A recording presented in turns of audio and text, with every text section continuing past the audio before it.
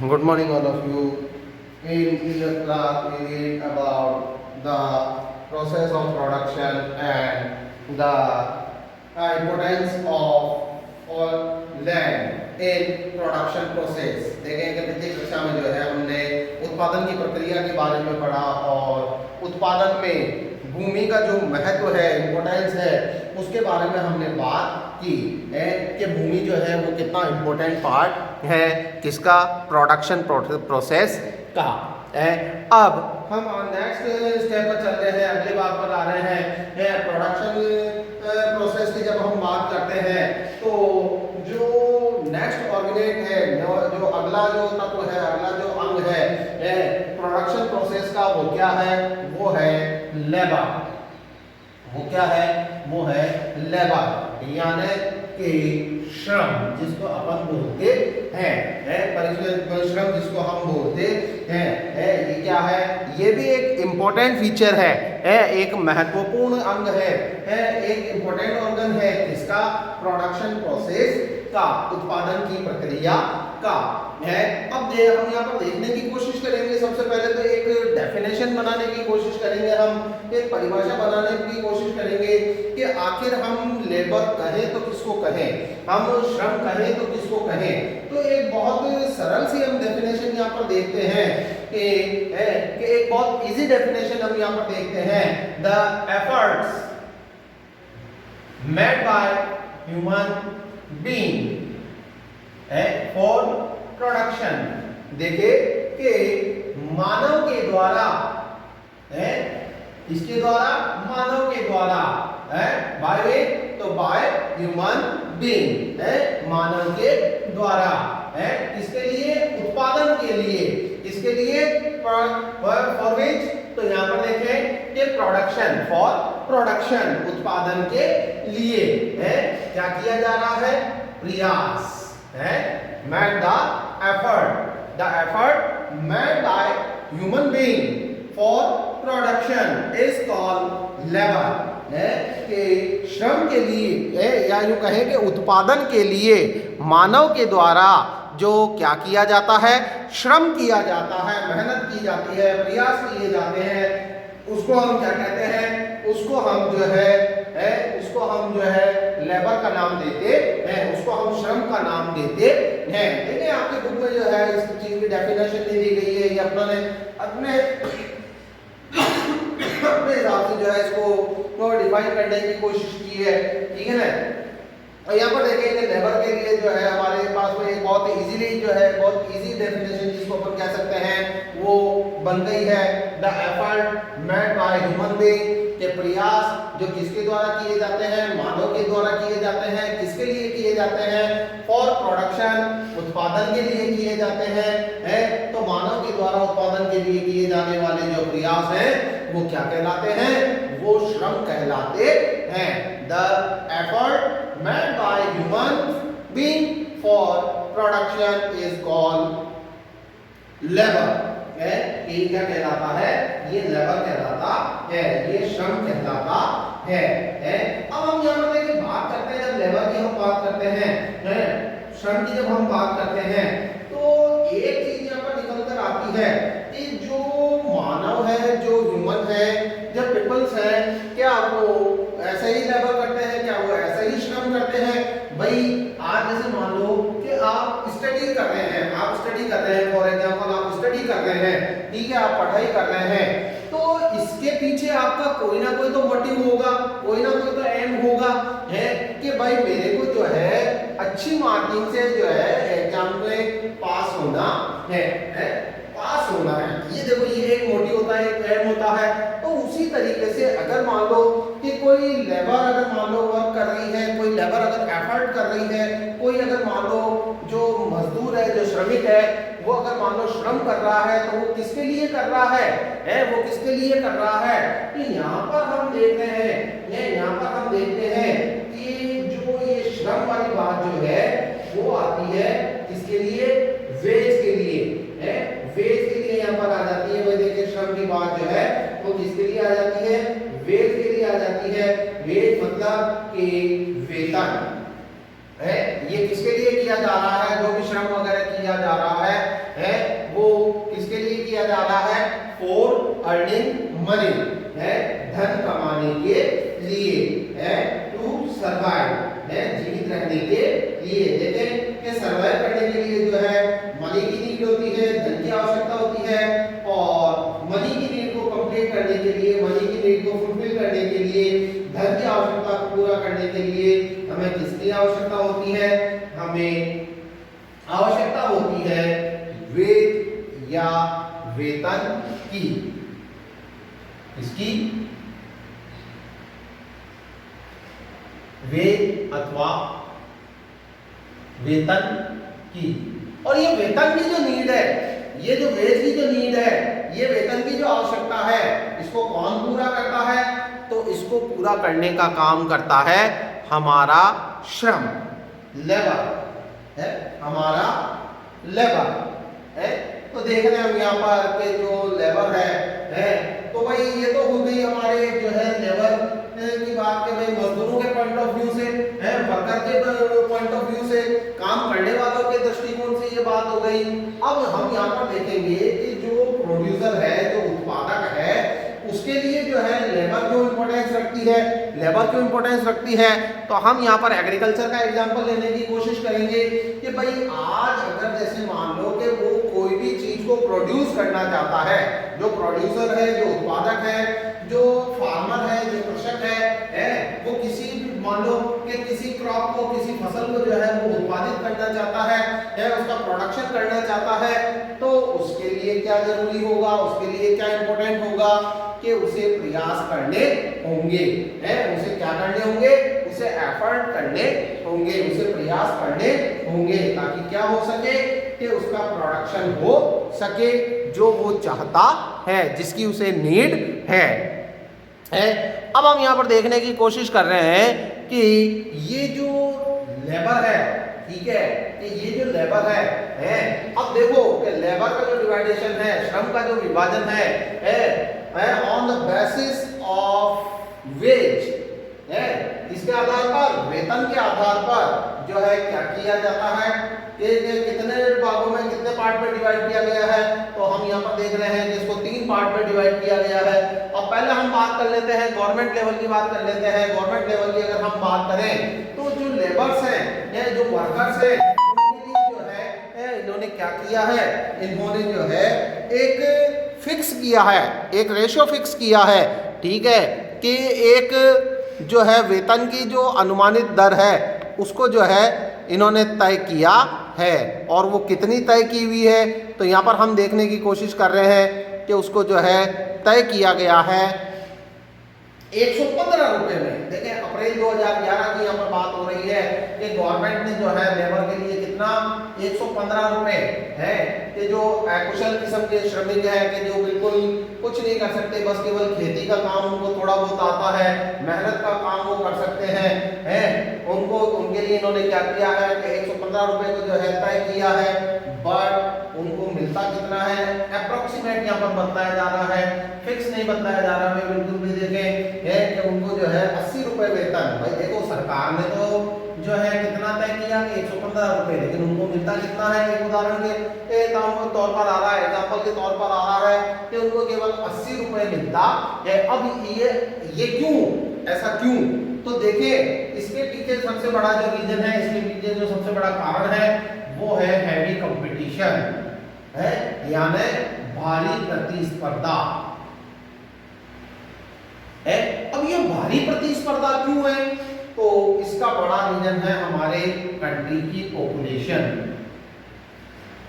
है कौन, पॉपुलेशन यानी कि जनसंख्या है।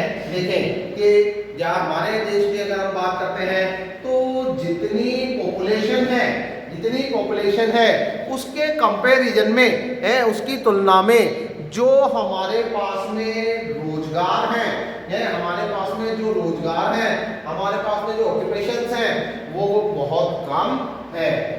आज हम देखते हैं कि अगर एक पोस्ट के लिए, एक पद के लिए अगर मान लो, छोटे से छोटे पद के लिए अगर मान लो कोई वैकेंसी निकाल दी जाती है, कोई जो है नौकरी निकाल ली जाती है तो क्या होता है कि साहब लाखों के तादाद में, लाखों की संख्या में है, लाखों के काउंट में जो है क्या आ जाते हैं, एप्लीकेशंस आ जाते हैं उनके लिए जो है लाखों की तादाद में जो है लोगों के पास में पहुंच जाते हैं कि साहब हमें भी चाहिए, हमें भी चाहिए, हमें भी चाहिए। तो यहाँ पर लेबर में भी वही हो रहा है, श्रम में भी वही हो रहा है। क्या हो रहा है कि जो गवर्नमेंट ने रेट फिक्स किया है, जो मूल्य तय किया है, उस मूल्य पर, उस रेट पर जो है लेबर नहीं मिल रही है, बल्कि उससे भी कम मूल्य पर बल्कि उससे भी कम मूल्य पर जो है क्या हो रहा है, हमें लेबर मिल रही है। अब देखो वर्किंग जो है कार्य जो है उतना ही हो रहा है, लेकिन जो उनको मेहनताना मिलना चाहिए, जो उनको वेज मिलना चाहिए, वो उतना वेज उनको नहीं मिल रहा है, उतना धनराशि उनको प्राप्त नहीं हो पा रही है। और इसका रिजल्ट क्या आ रहा है? इसका रिजल्ट आ रहा है कि जो लेबर है, जो वर्कर हैं, उनकी जो कंडीशन है वो बहुत डाउन है। आज श्रमिक जो है, एक मजदूर जो है, वो गरीब क्यों होता है, वो पुअर क्यों होता है? वो अपनी इच्छा से गरीब नहीं है, वो अपनी इच्छा से क्योंकि वो इस चीज को डिजर्व कर रहा है। क्यों डिजर्व कर रहा है? क्योंकि अगर मान लो वो अपनी कंडीशंस पर अगर वर्क करने की बात करता है तो यहाँ पर कंपटीशन उसको ऐसा नहीं करने देता है। अब देखें कि वेज के बेसिस पर जो है हमने जो है हमारे लेबर को जो है क्या किया है, 3 टाइप्स में जो है डिवाइड कर लिया है। कुछ लेबर जो होती है वो डेली बेसिस पर होती हैं,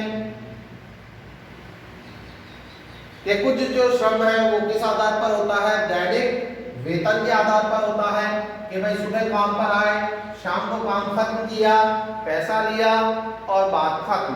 दूसरे दिन अगर नीड होगी तो बुला लिया जाएगा और वही प्रोसेस वापस दिन भर के लिए होगी कि दिन भर के लिए काम किया और क्या हुआ, चले गए। तो ये तो होता है देखें कि डेली बेसिस है। ये क्या होता है? ये होता है डेली बेसिस, ठीक है, कि भाई दैनिक वेतन। अब यहाँ पर देखो कि एक चीज आ रही है, फिर दूसरा पार्ट आ रहा है यहाँ पर कि वन पर्टिकुलर है प्लेस। यहाँ पर देखिए प्लेस का नाम मैं लेना चाहूंगा, स्थान का नाम यहाँ पर मैं लेना चाहूंगा, ठीक है। तो अब यहाँ पर ये जो चीज आ रही है ये क्या बता रही है? तो यहाँ पर देखते हैं हम कि ये जो प्लेस वाली चीज आ रही है, स्थान वाली चीज आ रही है, ये किस चीज को शो करती है कि एक व्यक्ति जो है क्या कर रहा है कि स्थान विशेष पर रहकर ही, एक जगह रहकर ही क्या कर रहा है, वो काम कर रहा है। और उसको क्या हो रहा है, मंथली है या मान लो ईयरली है, जो भी उसको पैकेज वगैरह है, जो भी उसकी वेज की जो व्यवस्था की गई है, अरेंजमेंट किए गए हैं, या सैलरी वगैरह के अरेंजमेंट किए गए हैं, तो यहाँ पर हम इसको सैलरी बेसिस भी बोल सकते हैं, वेतन भोगी भी हम इसको बोल सकते हैं, वेतन भोगी भी हम इसको बोल सकते हैं। तो यहाँ पर देखें कि एक व्यक्ति जो कि एक स्थान विशेष पर रहकर क्या करता है, कार्य करता रहता है, प्रोडक्शन प्रोसेस में लगा रहता है। वो ना तो इसकी तरह जो है स्थान को चेंज करता रहता है, प्लेस को वो चेंज नहीं करता है। वो क्या करता है, एक लॉन्ग टाइम, एक लंबे समय के लिए वो जो है काम यहाँ पर एक स्थान पर रहते हुए काम करता रहता है, सिंगल प्लेस पर जो है वो वर्क करता रहता है, अपने जितने भी एफर्ट है वो एक ही स्थान पर लगाता है। अब हम बात कर रहे हैं यहाँ पर होल ईयर्स की, संपूर्ण वर्षों तक, मतलब कि भाई एक पूरा ईयर, एक पूरा साल है, कि भाई जैसे मान लो कि कोई 2020 में आकर लगा किसी वर्क में, ठीक है, और उसका जो कॉन्ट्रैक्ट था वो 2021 तक का था, तो ये इस आधार पर हम देखते हैं कि जो है कोई व्यक्ति जो है कि एक वर्ष के लिए अनुबंध के आधार पर, अनुबंध हम इसका नाम ले सकते हैं, कॉन्ट्रैक्ट हम इसको कह सकते हैं, कॉन्ट्रैक्ट लेबर जिसको हम बोल सकते हैं, यानी अनुबंध श्रम के जो है वो क्या हुआ कि जैसे उसने कॉन्ट्रैक्ट साइन किया, जैसे उसने अनुबंध किया, वो अपने वर्क के लिए बाउंड हो गया, वो अपने कार्य के लिए, अपने श्रम के लिए आबद्धित हो गया, बन गया। अब यहाँ पर देखें कि कैसे बन गया। आज जैसे हम देखते हैं कि किसी भी कंस्ट्रक्शन कंस्ट्रक्शन साइट पर अपन चलते हैं, किसी भी निर्माण की तरफ अगर हम चलते हैं, निर्माण कार्य की तरफ हम चलते हैं, तो हम क्या देखते हैं कि जो श्रमिक है जिन्होंने कॉन्ट्रैक्ट लिया है, जिसे हम कॉन्ट्रैक्टर का नाम देते हैं, वो क्या करता है, पर्टिकुलर टाइम पीरियड के लिए समय अवधि विशेष के लिए वो क्या होता है, बाउंड होता है, और उसके साथ में अपनी एक टीम होती है पूरी, जो क्या कर रही होती है, उसके साथ मिलकर जो है लेबर कर रही होती है, श्रम कर रही होती है। अब हम आगे बढ़ रहे हैं, देखें कि लेबर में ही हम आगे देखने की कोशिश कर रहे हैं कि जो श्रम है वो क्या हमें उत्पादन देता है। तो यहाँ पर हम देखें, जब उत्पादन की बात करते हैं, प्रोडक्शन की बात करते हैं, तो बेनिफिट के पॉइंट ऑफ व्यू से अगर देखा जाए, लाभ के दृष्टिकोण से अगर देखा जाए, तो जो लेबर है, जो श्रम है, वो हमें प्रोडक्शन तो देती है, उत्पादन तो देती है, बट इसका जो बेनिफिट है, इसका जो लाभ है, वो पर्टिकुलर लोगों को ही मिलता है, व्यक्ति विशेष को ही मिलता है। सभी में इसका जो है इक्वल डिवाइडेशन नहीं होता है, समान इसका वितरण नहीं होता है। फॉर एग्जाम्पल हम देखेंगे कि जो प्रोडक्शन है, आज जैसे मान लो कि प्रोडक्शन से हमको क्या हुआ कि 1000 रुपए का जो है बेनिफिट हुआ, 1000 रुपए का बेनिफिट हुआ भाई, ठीक है। तो क्या ये 1000 में से मिलने वाला जो फायदा है वो सारा का सारा श्रमिकों को मिलेगा? नो, नहीं है। सबसे पहले जो बेनिफिट आएगा वो किसके पास आएगा? प्रोड्यूसर के पास आएगा, उत्पादक के पास आएगा, प्रोड्यूसर के पास आएगा। ये प्रोड्यूसर फिर क्या करेगा कि अपनी सबसे पहले तो जो उसने कैपिटल लगाया है, जो भी उसने प्रोडक्शन प्रोसेस में इनपुट दिया है, उत्पादन की प्रक्रिया में जो भी उसने अपने तत्व लगाए हैं, ठीक है, उनको जो है वो डिवाइड करेगा। उसके बाद में फिर वो क्या करेगा, उसके बाद में जो है फिर वो अपनी लेबर जो वर्क कर रही है, बची हुई जो मनी है, बचा हुआ जो धन है, उसमें से वो लेबर के लिए भी कुछ हिस्सा निकाल देगा, ठीक है। और बाकी जो है वो उसका क्या होगा, वो उसकी इनकम होगी, वो उसका प्रॉफिट होगा। जैसे मान लो कि किसी ने जो है 1000 रुपए लगाकर जो है 1000 रुपए लगाकर जो है अपना प्रोडक्शन किया, ठीक है, 1000 रुपए प्रोडक्शन से मिला, ठीक है। तो ये 1000 रुपए में क्या होगा के साथ 200 रुपए तो मेरे जो है इनपुट के चले गए, ठीक है, कि जो मैंने प्रोडक्शन प्रोसेस में इनपुट किया, उत्पादन की प्रक्रिया में जो कुछ भी मैंने लगाया, ठीक है। अब उसमें से फिर क्या होगा कि जो मैक्सिमम नंबर पर जो बेनिफिट मिल रहा होगा वो उसको ले लेगा, ठीक है, कि भाई इतने सारे श्रमिकों ने मिलकर किया था काम, तो 500 रुपए जो है उसने क्या कर दिए, श्रमिकों में डिवाइड कर दिए,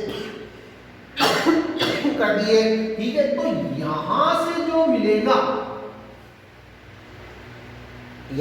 मिलेगा, ठीक है, वो इनका क्या होगा, वो इनका बेनिफिट होगा। अब जितने ज्यादा श्रमिक होंगे तो बेनिफिट भी उतना ही क्या होता जाएगा, डिवाइड होता जाएगा। जैसे मान लो कि 10 लेबर थी, ठीक है, 10 वर्कर थे, 10 वर्कर थे, 10 काम करने वाले थे, मजदूर थे। तो अब ये 500 रुपए जो है वो 10 जनों में बट जाएंगे, डिवाइड हो जाएंगे वो है।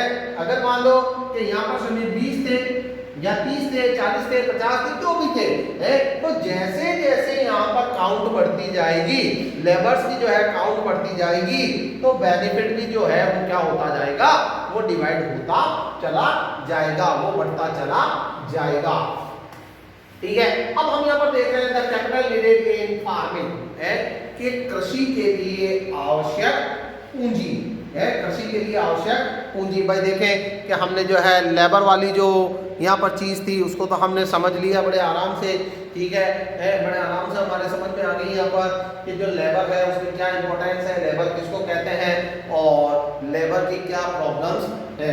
ठीक है, अब हम यहाँ पर बात कर रहे हैं the capital needed in farming है कि पूंजी जो कृषि के लिए क्या है, चाहिए, आवश्यक है, उनकी नीड होती है, जिसके जिसके बिना हम फार्मिंग नहीं कर सकते हैं। अब जैसे हम अगर मान लो बात करते हैं तो यहाँ पर आज हम जो कृषि कार्य कर रहे हैं, आज हम जो फार्मिंग का वर्क कर रहे हैं, फार्मिंग की जो हम प्रोसेस कर लेते हैं काम यूज में, तो वो क्या है, किस प्रकार की है, वो किस टाइप की है, तो वो मॉडर्न फार्मिंग है, यानी कि वो आधुनिक कृषि है। किस टाइप की कृषि है वो, किस टाइप की फार्मिंग है वो, मॉडर्न फार्मिंग है।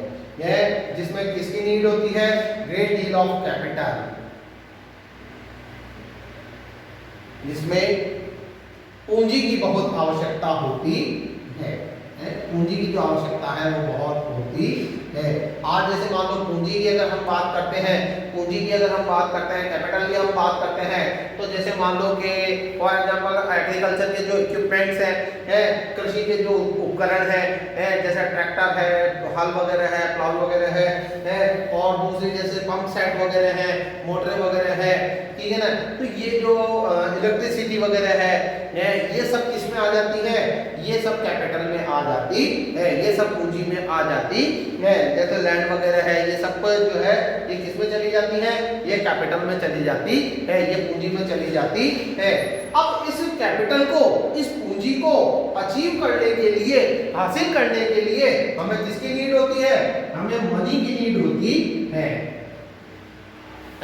चाहे वो ट्रैक्टर हो, चाहे वो जो है पेस्टिसाइड हो, चाहे वो और दूसरे यूरिया वगैरह उर्वरक वगैरह खरीदने की आवश्यकता हो, इन सब के लिए हमें किसकी नीड होती है, हमें जमीन खरीदने के लिए, हमें जमीन को उपजाऊ बनाने के लिए, और हमें खेती करने के लिए जो है कैपिटल, और कैपिटल के लिए हमें जो है मनी है, पूंजी, और पूंजी के लिए हमें जो है धन की आवश्यकता होती है। अब देखें कि जब धन की आवश्यकता होती है, अब देखें कि यहाँ पर जो कैपिटल है, जैसा कि हमने पिछले बार में पढ़ा था कि जो कैपिटल है उसको हमने क्या किया था, हमने डिवाइड कर दिया था, हमने डिवाइड कर दिया था कि फिक्स कैपिटल और वर्किंग कैपिटल, मतलब कि तय पूंजी है, स्थायी पूंजी और श्रम पूंजी है। तो अब देखें कि स्थायी पूंजी में तो हमने जैसा अभी बात की थी, लैंड है कि जैसे कि भूमि है, कृषि भूमि है, एग्रीकल्चर लैंड है, उसके अलावा जो है कि हम देखते हैं कि जो ट्रैक्टर वगैरह है, इलेक्ट्रिसिटी वगैरह जो है, ये क्या है, ये स्थायी पूंजी है, फिक्स कैपिटल है। अब इसमें हम जो एफर्ट करते हैं, इनको जो वर्किंग ऑर्डर में लाने का काम करते हैं, जो लेबर वर्क करती है, जो श्रमिक कार्य करते हैं, वो क्या है, वो किस टाइप की पूंजी है, वो किस टाइप की कैपिटल है, तो वो वर्किंग कैपिटल है, जो कंटिन्यूअसली क्या करती है, वर्किंग ऑर्डर में होती है। तो अब इन सब के लिए जो है क्या है, इस कैपिटल के लिए हमें जो है, इस कैपिटल को अचीव करने के लिए फिक्स कैपिटल और वर्किंग कैपिटल को जो है हमें प्राप्त करने के लिए स्थायी पूंजी और कार्यशील पूंजी को हमें प्राप्त करने के लिए क्या, किसकी आवश्यकता होती है, मनी की आवश्यकता होती है, धन की आवश्यकता होती है। अब कई बार क्या होता है कि जो धन है वो हमारे पास में होता है, और कई बार नहीं भी होता है, तो हम क्या करते हैं कि जो मनी है उसको हम बोरो कर लेते हैं, धन को जो है हम उधार ले लेते हैं, किसके लिए, पूंजी की व्यवस्था के लिए, to arrange capital, to arrange capital, to arrange capital, धन को, पूंजी को जो है व्यवस्थित करने के लिए, पूंजी की व्यवस्था करने के लिए जो है हम धन उधार लेते हैं। अब ये धन जो है हमें कहां से प्राप्त होता है, लार्ज फार्मर, बड़े जो किसान हैं, विलेज मनी लैंडर्स, गांव के जो साहूकार हैं, जो धनवान व्यक्ति हैं, पैसे वाले व्यक्ति हैं, लैंडलॉर्ड भी जिसको हम बोल सकते हैं, जमींदार भी जिसको हम बोल सकते हैं, ट्रेडर्स हैं यानी कि व्यापारी हैं, इन सब से जो है हमें क्या होता है, हमें जो है धन उधार मिलता है, मनी जो है वो बोरो होती है, ठीक है। अब देखें, और इसमें जो है धन से क्या होता है कि हमारी जो कैपिटल है उसका अरेंजमेंट होता है, हमारे जो पूंजी है उसकी व्यवस्था होती है। अब ये तो हुई भाई स्मॉल फार्मर्स की बात, ये किसकी बात हुई, स्मॉल फार्मर।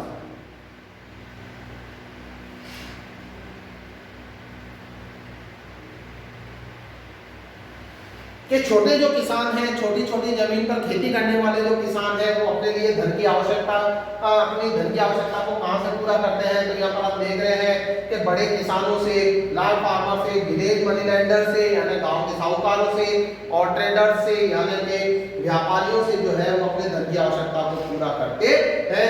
जबकि मध्यम है, मीडियम एंड लार्ज फार्मर यानी मध्यम और जो बड़े किसान हैं वो अपने धन को कहां से प्राप्त करते हैं? वो ओन सेविंग यानी कि स्वयं की बचत से, कि जो उन्होंने लास्ट ईयर प्रोडक्शन लिया था, जो लास्ट ईयर उन्होंने प्रोडक्शन लिया था, पिछले वर्ष जो उन्होंने उत्पादन किया था है, और उससे जो उनको बेनिफिट हुआ था, उससे जो उनको लाभ हुआ था, उससे वो क्या करते हैं? उससे वो अपने प्रोडक्शन की प्रोसेस को आगे बढ़ाते हैं। नेक्स्ट वीडियो में हम और बात करेंगे प्रोडक्शन के बारे में। तब तक के लिए